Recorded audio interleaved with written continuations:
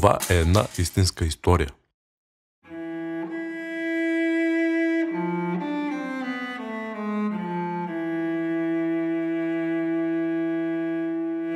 Виждали ли сте как чужденец, който никога не е стъпвал в България, плаче за нея без глас, а сълзите му капят в чинийката с швейцарското сирене? Аз видях. Винаги съм описвал България с най-красиви думи, с много обич. Този път направих едно друго представяне. Съпоставка между България, която виждаме всеки ден, и онази, другата, за която копнееме, която изгубихме, която не можахме да съградим.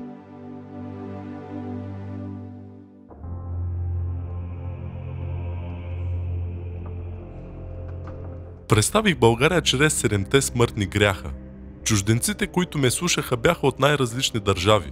Полша, Испания, Русия, Англия, Италия и Швеция. Първо им показах алчността. Снимки на красиви български плажове с златист пясък, недокоснати дюни и стъпки на влюбени, оставили пясъчните си следи, за да ги погали и се храни морето.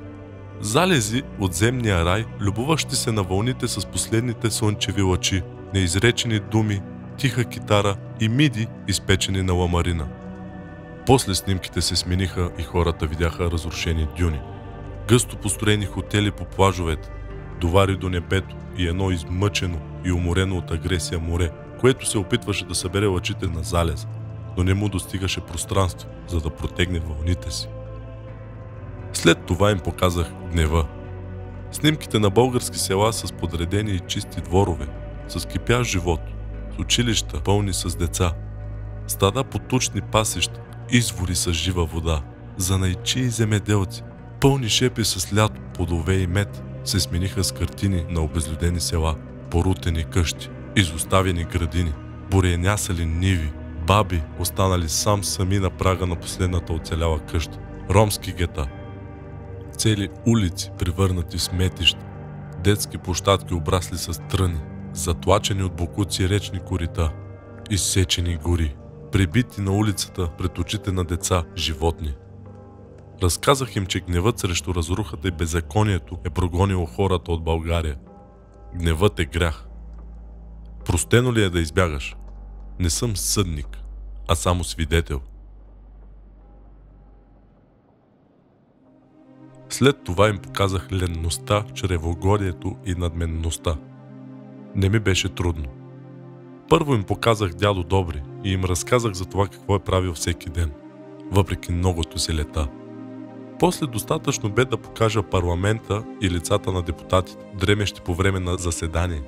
Много лица, подпухнали, бездуховни, оядени, гримирани, за да не си личи отекчението, лапащи на депутатски трапези и банкети, къщи като дворци на кметове и управници. После им разказах за Ботев, за Левски, за Раковски, за Хъшовете, за Паисий. Показах портретите им, закачени в кабинети, зад лицата на онези, подпухналите. Гротеска. След това им показах зависта. Разказах им вица за казана с българи в ада, който единствен по рода си казан няма нужда да бъде охраняван, защото ако някой се опита да изпълзи, другите го дърпат обратно надолу. Накрая им показах похотта, проститутки по магистралите, трафика на млади българки за бели рубини, майки, търгуващи със собствените си деца, докато те още са в утробата им, ромки, които раждат на 11 и 12 години, а след това разчитат на държавата да ги издържа, но продължават да се плодят. Когато екранът изгасна, никой не проговори. Стаята беше се настанила мъртва тишина.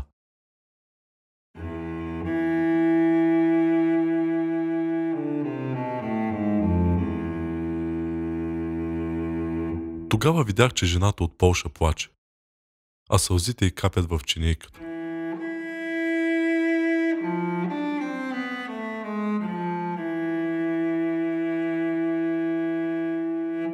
Единствено англичанинът с пресипнал глас попита: но защо? Защо направихте това? Нямах отговор. Не, имах, но нямаше да повярват. Успях да кажа само няколко думи на Екзюпери. Хората имат различни звезди.